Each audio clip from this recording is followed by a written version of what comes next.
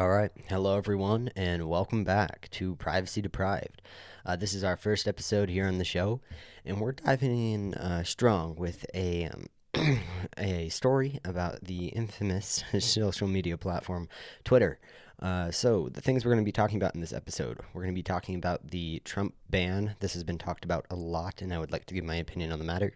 We're going to be talking about Section 230. This is also talked about a lot, and I feel like a lot of people are a little bit unclear about the importance of Section 230. We're going to be talking about Twitter's rights, whether they have the right to do these things that a lot of people are currently upset about, and we're going to be talking about their motivation to do these things. And then we're going to be talking about alternatives to social media platforms such as Twitter, Facebook, and Instagram that are more left-leaning. So let's get right into it. So we're going to talk about the Trump ban first. This took place on January 8th, and to be honest, it's not very clear what exactly caused it. We know Trump got banned. We know that there were some tweets deleted within, I think, 24 hours of the ban. However, Twitter was unclear about the exact tweets that caused his ban. So if we're looking at Twitter's statement here on the Twitter safety page, this is one of the accounts that Twitter owns. They say after a close review of recent tweets from the @real Donald Trump, the context around the tweets have caused him to be permanently suspended due to risk of further incitement of violence. So what Twitter is saying here is that Trump has had multiple tweets that are, quote, inciting violence. Now, this is quite the large accusation. We hear this term a lot, and, one of the big things when it comes to this is kind of understanding. I've been taking a really interesting government class in my high school year here. Civics is what many people would know it as also, but inciting violence is quite the claim. It's not. It's often misinterpreted. So let's just continue here before we get on that trail. So. As they said, he has been permanently suspended to keep from risk of further incitement of violence. You have lots of people, upset about it, and lots of people are very happy about it.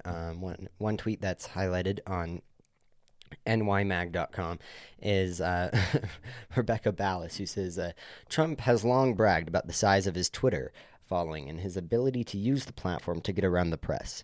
Now Twitter has permanently suspended his account.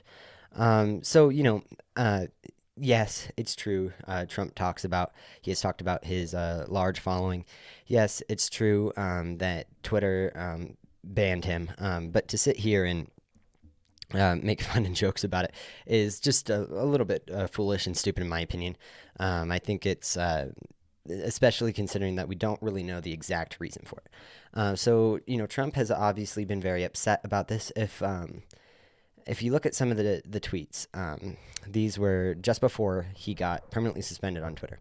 He says, quote, as I have been saying for a long time, Twitter has gone further and further in banning free speech online, and tonight, Twitter employees have coordinated with the Democrats and the radical left in removing my account from their platform to silence me. And you, capital Y-O-U, the 75 million great patriots who voted for me. Twitter may be a private company, but without the government's gift of Section 230, they would not exist for long. I predicted this would happen. We have been negotiating with various other sites, and we will have a big announcement soon. While we also look at the possibilities of building our own platform in the future. We will not be silenced. Twitter is not about free speech, capital free, capital speech. They are all about promoting the radical left platform where some of the most vicious people in the world are allowed to speak freely. Then he just says, stay tuned with an exclamation mark. So, lot in here, right? So we hear Trump obviously upset over how Twitter is treating him and the right. And I'm not going to sit here and pretend like that's not true. Most social media platforms right now are biased towards the left, and they openly claim that. And while I understand it can be frustrating, it is legal. You have to understand that. It doesn't matter if Trump is upset about it. It doesn't matter if they've been banning free speech. Twitter is a private company, and they are protected, as Trump said, under Section 230, which we'll get into in a bit here. What's kind of funny about this whole situation, actually, is the fact that multiple people have been upset about this. So we have Trump, who is obviously upset about the matter. You can tell through these tweets. Uh, he's quite annoyed. And you have also, you have the left saying the same thing. So as Trump said, we're going to start our own platform. He wants to start our own platform with free speech. And I think that's a great thing. I think that's a cool thing. There's actually been multiple platforms already built for free speech, which we will also be getting into. But what I want to talk about is the fact, just the hypocrisy when it comes to it all. You have the left saying, making fun of us. I'm sorry, I shouldn't use us. Making fun of conservatives and more right wing people. And they say, well, if you want free speech, make your own platform. And we have. We're going to talk about those soon. But once we do, then they get upset about it and they call us terrorists and a place to keep terrorism and violence, and it's a threat to democracy. So it's not just one-sided here. Trump is obviously upset about it, but so is the left. This is an issue that goes both ways, and it has ever since the start of social media. This isn't anything new. However, it has gotten more extreme, I would say. So what does this mean, right? We see this on lots of platforms. For anybody who doesn't know, most of these companies have come out already and legitimately stated that they are biased towards the left. Google has said that they support left-wing stuff. When you search, they're going to show you left-leaning news first. I personally think nobody should be using Google. I'm absolutely sure we're going to have an episode on this. But use something like DuckDuckGo. That's just giving you search results based on what you type in. And you have Facebook. They're openly biased as well. That includes Instagram, all owned by the same people. You also have Twitter, and the thing is, regardless of whether they openly state it and regardless of how freaking annoyed these right-winged people are, they have the right to do it. So I would like to just look at some of the deleted tweets that took place just before Trump's ban, just because it's still a little bit unclear as to what exactly gave Trump the ban, for sure. And these are just some of them. So one of the big posts was, these are the things and events that happened when a scared landslide election victory is so unceremoniously and viciously stripped away from the great patriots who have been badly and unfairly treated for so long. Go home with love and in peace. Remember this day forever. Now, why did I want to highlight this tweet? Why? The end says, go home with love and peace. All of the left-wing news sites and even independents, claimed independents, are pushing this idea that Trump was inciting violence when it came to the riots. It is in letter here. Go home with love and in peace. As far as I can tell, rioting and storming the Capitol is not in peace. So blaming Trump for that is a little foolish, in my opinion. And if anybody would like to see what I'm currently reading off of, I am going to start releasing all of the scripts for the episodes after they have been recorded and released. I'm going to find a platform for that. All things I'm working on. There's a lot on my plate right now, so expect that soon. But I will be providing all of my sources and the places that I get these things so I can be fact-checked, as I said. If I'm wrong, I love people pointing that out, and I love working on that and changing that. So yeah, there was a lot of tweets actually deleted, some which I feel like are irrelevant. The ones about the $2,000 versus $600. Here we go. So here's a big one, and this one is very controversial. Trump said the big protest rally in Washington, D.C. will take place at 11 a.m. on January 6th. Location details to follow. Hashtag stop the steal. So, on the surface here, it does look like he's saying, storm the Capitol. But you have to understand, there's actually nowhere where he said we're going to storm the Capitol. He's talking about protesting. Protesting, as the left would say, can be very peaceful. And he, while I think it realistically won't have done anything, as of right now, the inauguration is happening, and excuse me, Biden is becoming the president of the United States. So while I don't think it would have done anything, that is not inciting violence. Saying where it will take place and its location and time, it's a rally protest, not a riot and not storming the Capitol. So stop sitting here and crying about it, because that's not reality. So, yes, regardless, it is an unfair ban, in my opinion, and many others' opinions. And there are also people who would say the exact opposite.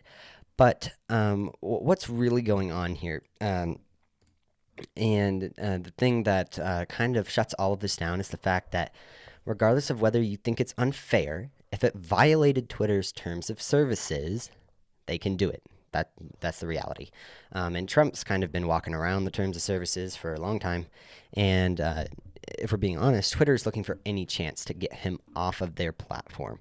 It's a big platform for him, and Twitter is obviously biased towards the left. So any chance they could see to get rid of him and by quote-unquote inciting violence, they did. I'm sure you could find multiple examples of other big Twitter accounts violating the terms of service and not getting suspended, but we're not going to talk about fair treatment here. So, yes, a lot in there. Trump gets banned. Everybody is either frustrated or very happy about it. I feel like there's a lot of hypocrisy on both sides when it comes to just childish stuff, just pointing fingers, and this is why he should have. He was a bragger, and all of these things, and make yourself a new platform. And then when the conservatives, or excuse me, the right makes a new platform, they get upset with that platform and call it a place to house terrorists. But my point is, Trump was banned. People are upset about it. However, it was legal. One of the tweets that Trump put out was him talking about Section 230. He said without the gift of the protection of Section 230, they would not exist for long. Trump has he's mentioned about changing, quote unquote, Section 230. However, based on that tweet, it makes it sound like he would like to remove Section 230. So this is where I'd like to kind of transition. I really want to talk about Section 230 and the importance of Section 230. This is something that people should be aware of. Section 230 says, quote, "No provider or user of an interactive computer service shall be treated as the publisher or speaker of any information provided by another information content provider." So what does that mean, right? Let's give a simple representation here. I have a YouTube account for this podcast. If you're watching it on YouTube, thank you very much. If you're not, maybe go visit the YouTube and drop a sub there. That'd be much appreciated. But my point is, I have a YouTube account, right? If I were to go onto this YouTube account and upload a video of me saying very racist things, inciting violence, all of these things that you could think of, I wouldn't do this, but this is an example. And if I was to do that, YouTube obviously has the right to suspend me, but they cannot be held responsible for what I said. So they cannot get in trouble for the incitement of violence if I'm the one who puts it on the platform. YouTube is just a place to host that stuff. And if you're going to think that this is unimportant, right, we should get rid of this so that the media isn't leaning to the left, then we're going to have a big problem. None of these companies are going to be able to succeed because there are going to be constant lawsuits. They won't have protection from any of these things. I mean, look at Twitter. It's got thousands and thousands and millions of users. They can't possibly be responsible for everything that goes on there, right? Especially because, that would require them to have to individually filter each tweet going through before it was posted. Do you think that's realistic in any manner? No, it's not. And that's the same for our right-winged media source, or excuse me, social media platforms that have been coming out, like Gab, Parler, which we'll talk about soon. These companies need Section 230 to stay protected. So getting rid of it is foolish. It really is foolish. And you have to understand that this is a good thing. This helps these companies succeed. You know, without that, we wouldn't have platforms like this. To be honest, Trump just didn't like it. He didn't like the fact that he was on Twitter, had a huge following, but couldn't say what he wanted. And we have to talk about what the real solution here is. The real solution is not to sit here and cry about it and try and change the law. No, it's to move platforms. It's simple. Move platforms. We now have Gab and Parler. We have places to go where we can speak freely. Trump already has a large following on Gab, and good for him for moving. Now, this is just the thing that I really want to highlight because people are always talking. There are tons and tons and tons of mainly right-wing people upset over there not being free speech on Twitter. And, to be honest, you can't be upset about that. Actually, I'm not going to tell you how you can and can't feel. However, you can't sit here and say that they're not allowed to do that. These companies have their terms of service. They have their rules, and if they feel like you broke it, they're allowed to take you off, regardless of how upset that makes you. Many social media platforms, of course, have gone along with Twitter and banned Donald Trump. That includes TikTok, which can we just highlight how hilarious that is? How long Trump worked to get rid of TikTok, and now TikTok got rid of him off their platform, which he never was on there, as far as I know. I'm not a TikTok follower by any means, but he was also removed from a lot of social media platforms, and this could be a good step. I know it's frustrating. I know a lot of conservatives are upset about it. I personally don't think it was fair, but it was a part of the terms of service, and it was right. They had the right to do it. But what you have to realize is that, regardless of how upset it makes you, it's their choice. As long as you stay within their TOS, you're not going to get banned. And I know TOS can be confusing and often misinterpreted, but that's just kind of the internet. So, but this is a good stepping point, I think. It allows people to see Donald Trump moving to these other platforms and get a bigger following. So this is where we're going to kind of move this episode into social media and alternatives for Twitter. So one of the big ones that we're hearing about right now is Parler and Gab. When we're talking about these, you got to understand, we heard about Parler, got banned. Well, that's the word that's used. Not really. Parler was backed by Amazon. They were using Amazon servers. And Amazon decided to cancel them, regardless of whether that's because they didn't want to support, quote, terrorists, or if they didn't want to get flamed by everybody else, which is probably more of what it is. The internet is a super toxic place in reality, and so I could understand why Amazon would drop them, regardless of whether it's right or wrong. And then that really gave light into this other platform, Gab. Gab they claim to be a free speech social media platform. It's basically Twitter, but free speech. And as a lot of people have been, especially on Reddit, been talking about how unstable Gab is, you can hardly access the website and things like this. There's a big reason for this, and it's actually, in a way, a good thing. So, yes, the website's slow. Yes, sometimes you can't even post on it yet, but it'll be running faster and faster as time goes on. Gab is doing it right. They're starting off with their own servers, and while it's slow now, once they find the revenue to buy more servers and run it on their own, then they can't get shut down and canceled by these big companies that are biased towards the left, like Google. You've got Amazon there. All of these companies are in favor of the left. And when you're hosting it by yourself, what are they going to do about it, right? Nothing. So yes, Gab is slow right now. Millions of users are moving over to Gab, which is awesome. It's great to see that, because that means that we're actually making a transition, and people can stop crying on Twitter about it, but then not going anywhere, right? We have places to go now to move to a free speech place, and there's tons of people flaming this right now. uh, you've just a lot of people are upset about these free speech social media websites, which is hilarious because they were the ones who told us to go make our own free speech websites if we didn't like Twitter. So, the Washington Examiner tweeted at Brian Steller. Quote, conservatives are saying they're leaving Twitter and Facebook, going off to Parler because they believe Parler is a safer space for them. What we're seeing is even more of a bunker mentality in the right wing media. At Pamela Brown, CNN, quote, it's a threat to democracy. Okay, let's talk about this a little bit here. So let's pick this tweet apart. So it starts with them saying that conservatives are saying they want to leave Twitter and Facebook and go to Parler because it's a safer space for them. That's bullcrap. We're not saying that it's a safer space for us. We're saying that it's a fairer space for us.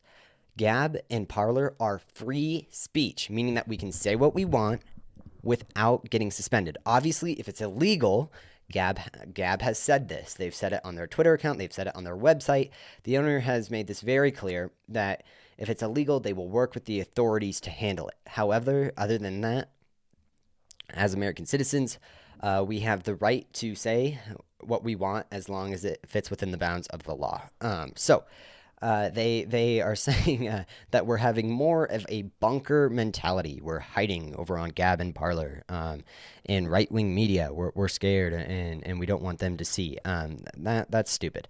Every time, I mean, look at Trump, for example. That guy can never shut his mouth, right? He's not afraid. He wants to show everybody what he has to say.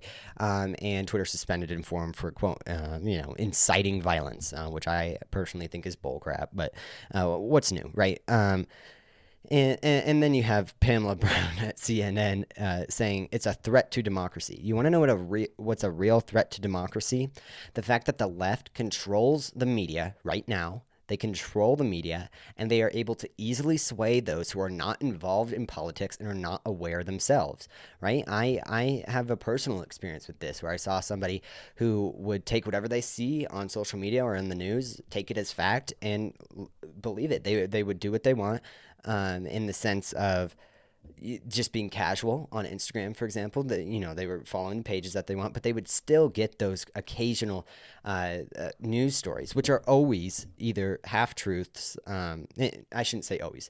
Most of the time, they're half truths, lies, or twisted to look good for the left or make all of these conservatives look bad, and that pushes them to vote for the left or any of these things, right? So that's a threat to democracy. And I'm not saying it's a threat that is illegal. It's totally legal. They're allowed to do that. But I'm saying that's a real threat to democracy when we're changing the mentality of this new generation into believing that socialism is a good way to run our country. This country's going to go down through the floor, and that's why we should be moving over to these platforms like Gab and Parler.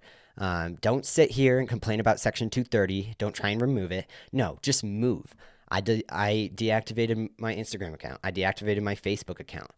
I think the only platforms that I still use right now that are Gab. I use Reddit, which is social media, but it's more just for pleasure and browsing. And I occasionally look at Twitter. Now, yes, I'm on Twitter. I should get off of that, right? I'm being a hypocrite by not following my own statements. No, what I'm saying is, for us to really kind of get back control of social media, or to make it a more fair place, we need to have users moving over to Gab and Parler. I'm on Gab. I'll be on Parler as soon as it's fully operational. And then once Gab is fully running, it's not slow, and once Parler's there, I'll also get rid of my Twitter account. So we have outlets, people. We have the ability. So I encourage you, go over there and see that. And I'm not just saying this for right wing conservative people. I would, Gab is a place for everyone. It's a free speech website. So if you're on the left or anything, your rights are still protected. Your free speech rights are still protected over on Gab and Parler. So I'm not quite sure why it's made out to be a conservative bunker where we hold terrorists, but that's what CNN, of course, will tell you. Any of these really far left news sources. Okay, so I just want to highlight this one more time. We have the outlet for this stuff. We know where to go, and instead of getting upset and saying that what Twitter is doing by not having free speech is illegal, it's not. It fits within their terms of services, and they're protected by Section 230 to filter out what they want. So move over to platforms like Gab. Move over to platforms like Parler. It's got quite the user base. It's an interesting place. And to sit here and make it out to be a place where we're terrorists our house and all of that garbage is just foolish. For example, I'm on the homepage right now.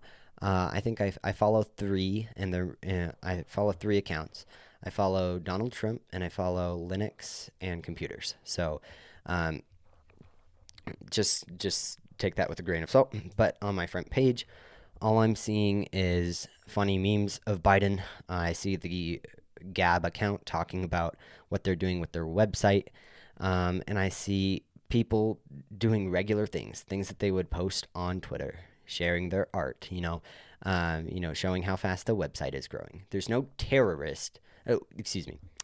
This website isn't run by terrorists. There's not tons of terrorists on here saying all of these things. If it's illegal, Gab is working with the authorities to handle it. So I just encourage people, don't believe whatever social media says. Now, the name of this podcast is Privacy Deprived. How does this all relate to your privacy? Number one, Gab focuses on keeping your information private. They talk about that, and they while they do collect the same site type of information that Twitter would, they are more responsible with it. So that's another way I encourage people to move over there. I encourage you guys to remove your old social media accounts, and if that's not a sacrifice you can make, I understand. But I deleted my Instagram account and I deactivated my Facebook account so I could continue to use Messenger. I talk with family, so I understand there are bounds when it comes to how realistic those are. We've talked about Section 230. I feel like that's one of the biggest ones. These are protecting these companies' rights. The internet would have a very hard time running the way it should without Section 230. So please, conservatives, Democrats, whatever, don't believe that we should just get rid of Section 230. That is foolish. We need Section 230. And then, I just like to talk. I enjoyed talking about President Trump. I thought that was relevant when we're talking about security and we're talking about, online interactions. I wanted to highlight that, regardless of how upset people seem to get, Twitter had the right to do it. And I'm not saying don't be upset. I'm just saying don't say that it's illegal and wrong. There's lots of conservatives on Twitter saying that what Twitter is doing is against the law and they're not protecting free speech. And that's completely false because they are protected under Section 230 to make their own rules. And that's how tons of websites are. You can't have a successful website, a successful platform without that. I mean, think about Discord, for example. Discord is a very large communication platform. There are some of the most horrible things said in Discord servers and Discord voice chats. If Discord was held personally responsible for everything said on their platform, they wouldn't be able to run as a company. So we have to be realistic in our expectations here, and we have to do what will actually fix these, which is just making more platforms and moving over. So that was episode 1 of Privacy Deprived. I hope you all enjoyed. I plan on releasing an episode on Friday as well. And I just appreciate the grace. I'm a little bit new. Well, I'm new to this podcast, so I'm still trying to figure out my flow and how I want to talk. But I hope that you enjoyed the content in here. As I said, that's what I want to focus on. If you're interested, we have a YouTube. I have a YouTube channel as well. And you could go subscribe over there, leave comments. As I said, I have plans to make a Telegram group chat. And I'm actually going to be talking about Telegram and communication platforms in a future episode here, but that'll be a place for fans or just people interested in privacy to hang out and talk. And then I will also find a platform, maybe even in the Telegram group chat, to release all of my scripts with my sources after an episode is released, because I would love to be fact checked. I would love to learn. This is why I'm doing this podcast. I want to learn more. Thank you so much for listening, and I hope you have a great rest of your Wednesday.